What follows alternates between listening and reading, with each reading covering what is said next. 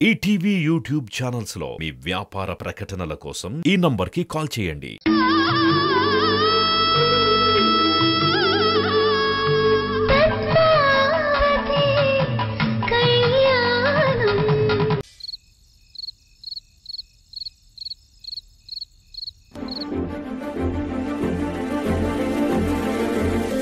పద్మావతి, అమ్మతో ఎంత బాగా మాట్లాడావు. నువ్వే నా రోల్ మోడల్. నేను కూడా మా అత్తారింటికి వెళ్ళి వంశీని ఇలాగే నిలదీసి అక్కడే సెటిల్ అయిపోవాలనుంది. ఆ పని మాత్రం చేయకు. ఏ? ఈ ఇల్లు వేరు, ఆ ఇల్లు వేరు. ఇక్కడ పరిస్థితులు వేరు, అక్కడ పరిస్థితులు వేరు. నువ్వు తొందరపడకు. అయితే నేను వంశీ కలవమా? నేను అత్తారింటికి వెళ్ళటం జరగదా? నా బిడ్డకి తండ్రి కావాలి పద్మావతి. నా డెలివరీ అయ్యేలోగైనా నేను వంశీ కలవాలి. కలుస్తారు నందిని. మీ ఇద్దరిని కలిపే బాధ్యత నాది. నువ్వు వెళ్ళడం కాదు, వంశీనే వచ్చి నిన్ను తీసుకువెళ్లేలా చేస్తాను. నిజంగానా? థ్యాంక్స్ పద్మావతి. నిన్ను మళ్ళీ ఈ ఇంట్లో చూస్తాను అనుకోలేదు. అది నువ్వు సాధించావుగా. అలాగే నా విషయంలో కూడా సాధిస్తావని నిన్ను చూస్తుంటేనే నమ్మకం కలుగుతోంది. ఏదేమైనా నువ్వు వచ్చినందుకు సంతోషంగా ఉంది. అమ్మ బాధపడితే బాధపడింది, కానీ మొత్తానికి నువ్వు ఇంటికొచ్చేసావు. బావగారు, చెక్ బ్యాంక్లో వేసేసారా? వేశానమ్మా. 2 రోజుల్లో క్లియరెన్స్ కూడా అవుతుంది. రాగానే ఇవ్వాల్సిన వాళ్ళకి ఇచ్చేస్తాం. అందరి సంగతి ఎలా ఉన్నా ముందు లీలక్కకి ఇచ్చేస్తే మంచిది. తను కూడా రైస్ మిల్ రన్ చేయాలి కదా. తను టైంకి హెల్ప్ చేసింది. అవును, పెద్ద మనసుతో అంత పెద్ద సహాయం చేసింది.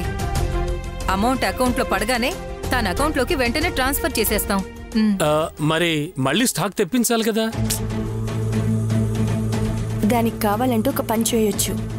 ఎగ్జిబిషన్లో గార్మెంట్స్ ఉన్నాయి కదా, వాటిని త్వరగా అమ్మేసి ఆ డబ్బుతో కొత్త స్టాక్ తెచ్చుకోవచ్చు.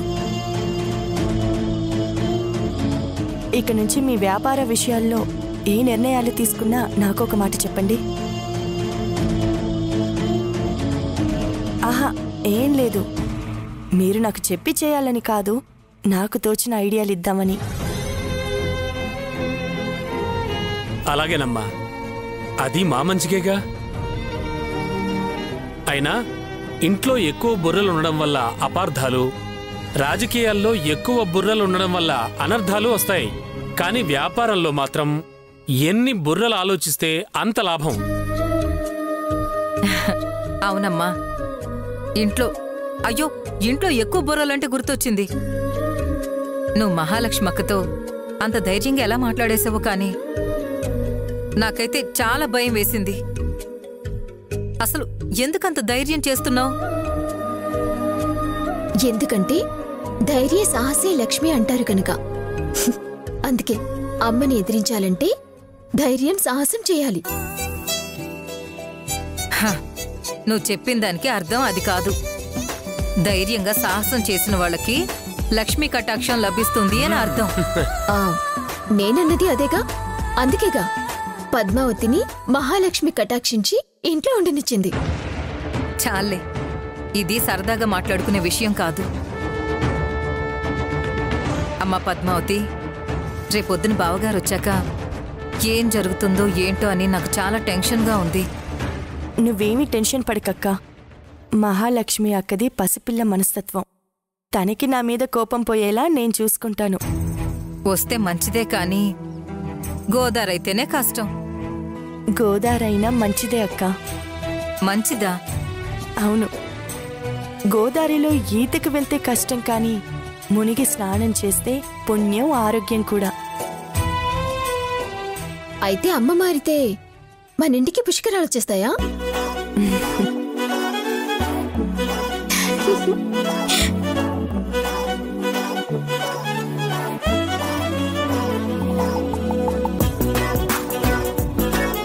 అవును, ఇంట్లో అందరూ ఉన్నారు. లీలక్క కనపడ్డం లేదు. ఎక్కడికి వెళ్ళింది? ఏమో, ఇంట్లో ఇలా జరిగిన ప్రతిసారి బయటికెళ్ళి తిరిగొచ్చేశాక మనశాంతి లేక గుడికెళ్ళొచ్చాను అని అంటుంది. అవును, మరి గతంలో చాలా పాపాలు చేసింది కదా. ఇప్పుడు వాటిని పోగొట్టుకోవడానికి గుళ్ళు చుట్టూ తిరుగుతున్నట్టుంది. లీలక్క భక్తిని ఇక్కడుండే మీకు ప్రత్యక్షంగా చూపిస్తాను. అంటే లైవ్ టెలికాస్టా? లైవ్ టెలికాస్టో లైవ్ టెలికాస్టో చూశాక తెలుస్తుంది.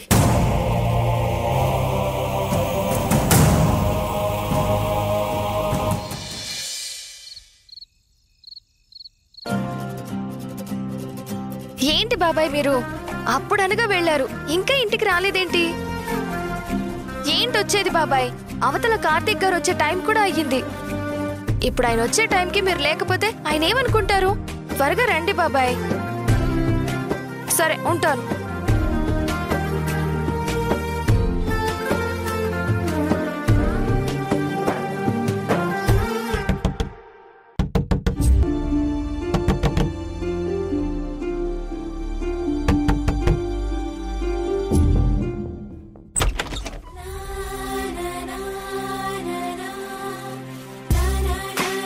మీరా?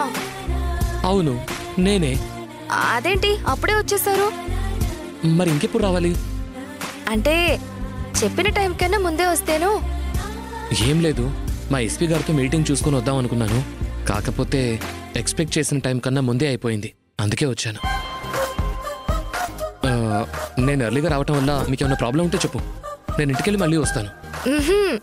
ప్రాబ్లం నాకని కాదు, మీరేమైనా ఇబ్బంది పడతారేమో అని. నేను చేసుకోబోయే అమ్మాయి ఇంట్లో నాకేం ఇబ్బంది ఉంటుంది? అలాగా? అయితే పదండి లోపలికి. రండి రండి.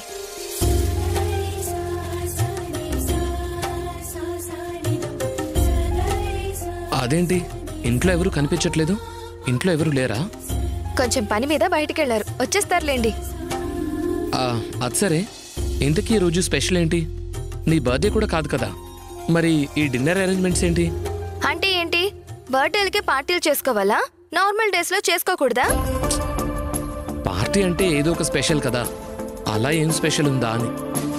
మేమంతా అనాథలం కదా, మా మనసుకి ఆనందం ఎప్పుడు వస్తే అదే మాకు స్పెషల్, అందుకే ఈ డిన్నర్. అంత హ్యాపీగా ఫీల్ అవ్వాల్సిన గుడ్ న్యూస్ ఏంటో మాకు చెప్పొచ్చుగా, మేము హ్యాపీగా ఫీల్ అవుతాం.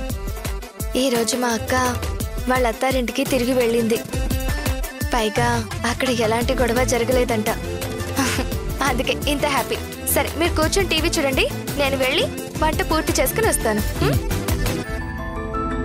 ఇదిగో రిమోట్, అదిగో టీవీ, నచ్చింది పెట్టుకుని చూడండి. ఎన్నో రాత్రులొస్తాయి గాని రాది వెన్నెలమ్మ, ఎన్నో ముద్దులిస్తారు గాని లేది వేడి చెమ్మ. అన్నాడే చిన్నోడు అన్నిట్లో ఉన్నోడు. ఎన్నో రాత్రులొస్తాయి గాని రాది వెన్నెలమ్మ, ఎన్నో ముద్దులిస్తారు గాని లేది వేడి చెమ్మ.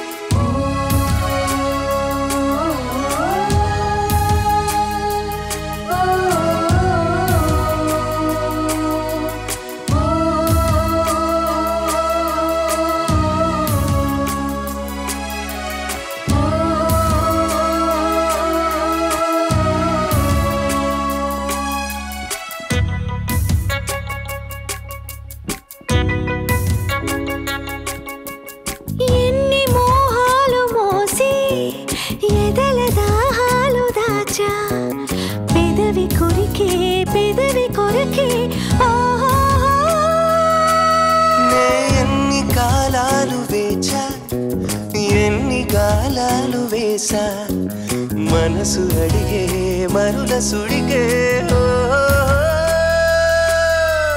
మంచం ఒకరితో అలిగిన మౌనం బలపులే చదివిన ప్రాయం సొగసులే వెతికిన సాయం మనసునే అడిగిన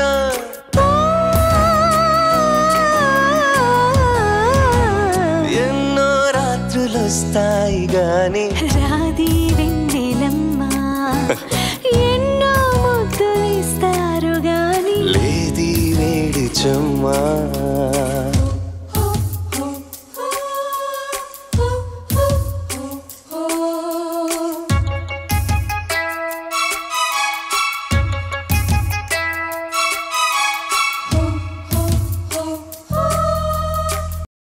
ఏంటి టీవీలో సాంగ్ చూడగానే లుక్స్ లో తేడా వచ్చింది?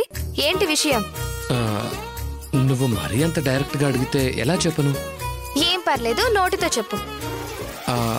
అంటే ఇలాంటి టైం మళ్ళీ వస్తుందో లేదో అలాంటి జ్ఞాపకం ఒకటి స్టోర్ చేసి పెట్టుకుంటే బాగుంటుంది అని. ఎలాంటి జ్ఞాపకం? అదే ఫస్ట్ లవ్, ఫస్ట్ క్రష్ లాగా ఫస్ట్ కిస్ పెట్టుకుంటే. ఏంటి కిస్సా? తమరికి ఇలాంటి కోరికలు కూడా ఉన్నాయా? వెళ్ళండి, ముందు మీరు బయటికి వెళ్ళండి. నేను చెప్పిన టైం అయ్యే వరకు మీరు బయటే ఉండండి. వెళ్ళండి. సారీ ఇంకోసారి అలా చూడండి, ఇప్పుడు వదిలే. చూసారే అనుకో, తెలుసు కదా శివంగి ఇక్కడ ఇన్స్పెక్టర్ అని కూడా చూడు.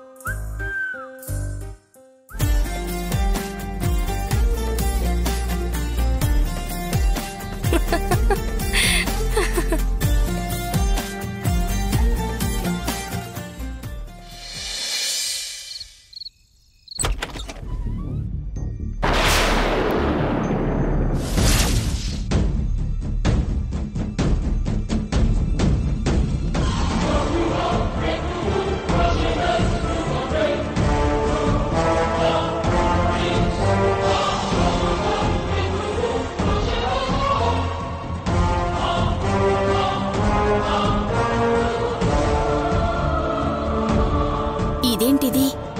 నా గదిలో ఏం చేస్తుంది ఇక్కడ?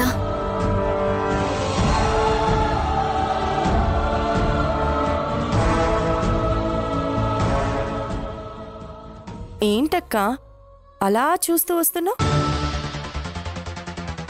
ఓ, నీ రూమ్లో ఇంత రాత్రి పూట నేనేం చేస్తున్నానా? నీకోసమే అక్క. నా కోసమా? అవునక్క, నీకోసమే. నీకోసం అప్పటి నుంచి వెయిట్ చేస్తుంటే నువ్వేమో ఇప్పుడు అనగా వచ్చావు. అవును, నా కోసం వెయిట్ చేయడం ఏంటి పద్మావతి? నీతో పనున్నప్పుడు పక్క వాళ్ళ కోసం వెయిట్ చేస్తే బాగోదు కదక్కా. నాతో పనా? ఏంటది? అదే అక్క, ఇందాక నీ గురించి అడిగితే వైష్ణవి అక్క నువ్వు గుడికెళ్ళావని చెప్పింది. నాకు కూడా నీలాగే దేవుడంటే ఎంత భక్తో నీకు తెలుసు కదా. ప్రసాదం ఏమైనా తెచ్చావేమో తిందామని వచ్చానక్క. ప్రసాదం ఎక్కడక్క? తొందరగా పెట్టు.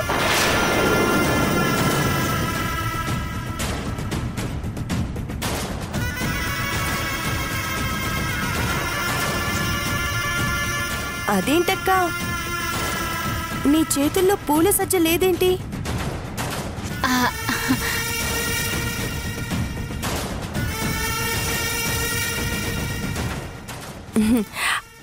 అంటే నువ్వు వెళ్ళింది గుడికి కాదా?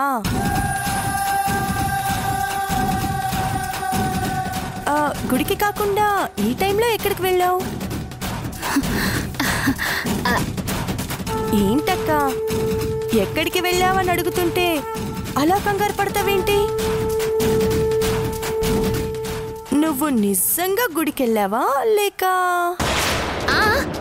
గుడికి వెళ్ళాను పద్మావతి. ఈ టైంలో నేను ఇంకెక్కడికి వెళ్తాను? గుడికే వెళ్ళాను. మరి పూల సజ్జ ఏది అంటే సమాధానం చెప్పవేంటి? అంటే ఈవినింగ్ టైం కదా, ప్రవచనాలు విందామని వెళ్ళాను. అందుకే పూల సజ్జ తీసుకువెళ్ళలేదు. ఓ అలాగా, పోనీలే. ఏంటి పద్మావతి, ఎప్పుడూ లేనిది ఈ రోజు నువ్వు స్పెషల్గా ప్రసాదం కోసం వెయిట్ చేస్తున్నావు? ప్రసాదం కోసం మాత్రమే కాదు లీలక్క, పశ్చాత్తాపం కోసం కూడా. పశ్చాత్తాపం ఏంటి?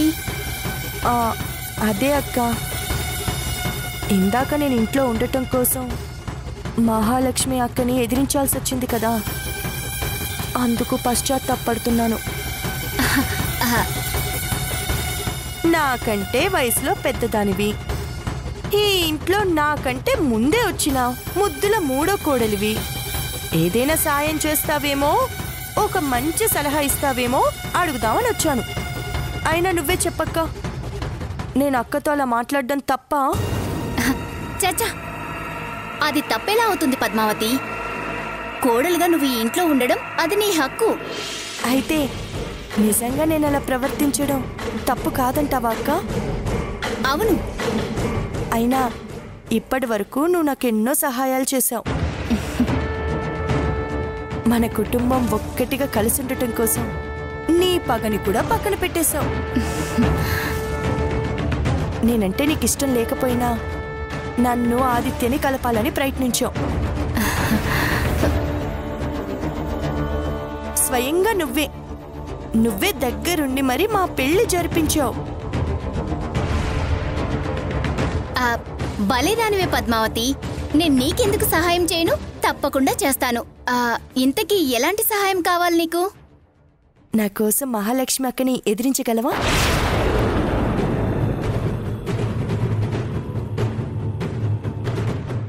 ఇందాక నా వైపు మాట్లాడినట్టుగా ఎప్పటికీ నా వైపే ఉంటావా? నీకు సపోర్ట్ అయితే చేస్తాను గాని డైరెక్ట్గా చేయలేను పద్మావతి.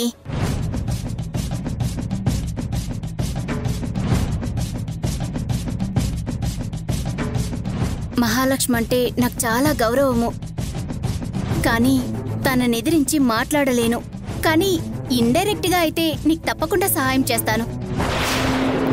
నాకు తెలుసు నువ్వు జిత్తులు మారిన నక్కవని. నీ ఎత్తుల్ని పసిగట్టడానికే నేనిలా నటిస్తున్నాను. చాలక్క, ఆ మాత్రం చాలు. నువ్వు డైరెక్ట్గా గానీ ఇండైరెక్ట్గా గానీ నా వైపు ఉంటే చాలు. మిగిలిన కథంతా నేను నడిపించుకుంటాను కదా. వస్తాను.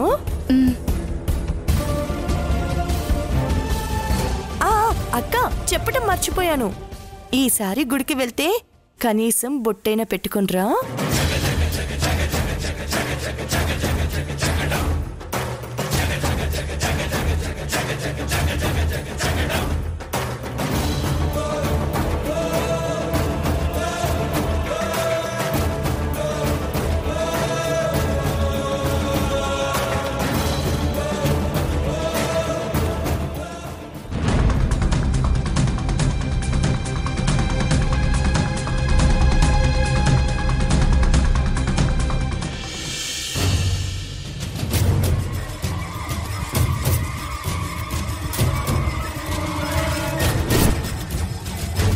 అలాగే మహాలక్ష్మి గారు.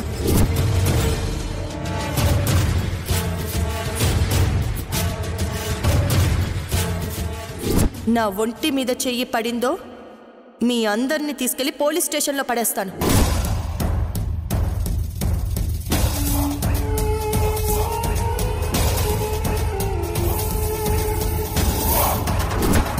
నేను అదే చెప్తున్నాను.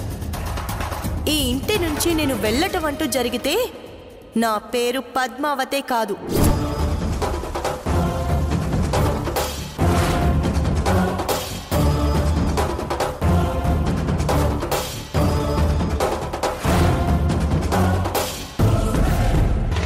ఆ పద్మావతి ఒక్కసారిగా అక్కకి ఎదురు తిరిగేసరికి పాపం తట్టుకోలేక రగిలిపోతున్నట్టుంది. మనం వెళ్ళి ఇంకాస్త పెట్రోల్ పోసేద్దాం.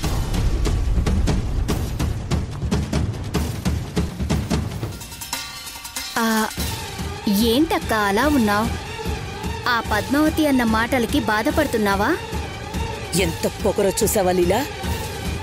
ఇన్ని రోజులు నా ముందు కుక్కిన పేన్లా పడున్న తను ఈ రోజు ఎలా రెచ్చిపోయి మాట్లాడుతుందో చూసావా? తనకంత ధైర్యం ఎక్కడి నుంచి వచ్చింది? మీ బావగారు కూడా ఎప్పుడూ నాతో అలా మాట్లాడలేదు. తనలా ఇష్టానికి రెచ్చిపోయి మాట్లాడుతుంటే నాకు ఒళ్ళు మండిపోయింది. అన్నీ ఉన్న ఆకు అణిగి మణిగి ఉంటుందంట. ఏమీ లేని ఆకు ఎగిరెగిరి పడుతుంది అని ఊరికే అన్నారా పెద్దలు? తేరగా ఈ ఇంటి కోడలయ్యింది కదక్కా. ఈ ఇంట్లో తిష్ట వేసుకోవాలంటే అలా చెయ్యాలని ఎవరో చెప్పుంటారు. అందుకే తన స్థానం కాపాడుకోవడానికి ఏకంగా నిన్నే ఎదిరిస్తుంది. ఈ ఇంటి పెద్ద కోడలివి నిన్నే అలా కూరలో కరివేపాకులాగా తీసి పారేసిందంటే ఇక మేమెంతక్కా? నిజమే లీలా, నన్నే కాదు దాన్ని అలాగే వదిలేస్తే ఈ ఇంట్లో అందరినీ అలాగే తీసిపారేస్తుంది. అందరికీ మొగుడై కూర్చుంటుంది. ఆ ఆలుసిచ్చింది కూడా నువ్వే కదక్కా. దాన్ని మొదటి రోజే ఎక్కడ పెట్టాలో అక్కడ పెట్టుంటే అసలు మనకిలాంటి పరిస్థితి వచ్చుండేదే కాదు. ఊర కుక్కను తీసుకువెళ్లి సింహాసనం మీద కూర్చోబెట్టినా అది గర్జించలేదక్కా. ఇదిగో ఇలా కూర్చోబెట్టిన వాళ్ళ మీదే అరుస్తుంది. దించుతాను లీలా, తొందరలోనే దాని అహంకారాన్ని, ఈ ఇంట్లో దాని స్థానాన్ని దించుతాను. నా కాళ్ళు పట్టుకుని ప్రతిమాల్లా కూడా అస్సలు క్షమించను. నేను గీసిన గీతని నేనే తుడిపేస్తాను. అంటే ఏం చేయబోతున్నావక్కా? ఆదిత్యకి రెండో పెళ్లి చేస్తాను.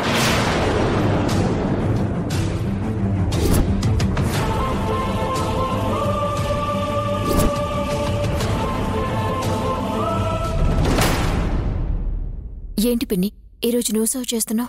ఏ చేయకూడదా నందిని? చేయొచ్చు.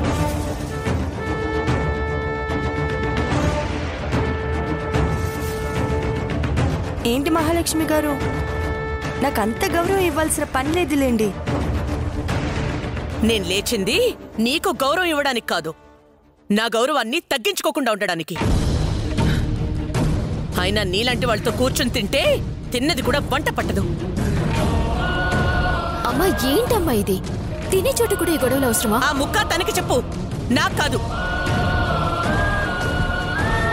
నేను అవసరం అనుకుంటే ఈ ఇంటి పని వాళ్ళతోనైనా తింటాను గాని ఇలాంటి పనికి మాలిన వాళ్ళతో మాత్రం కలిసి తిన్ను.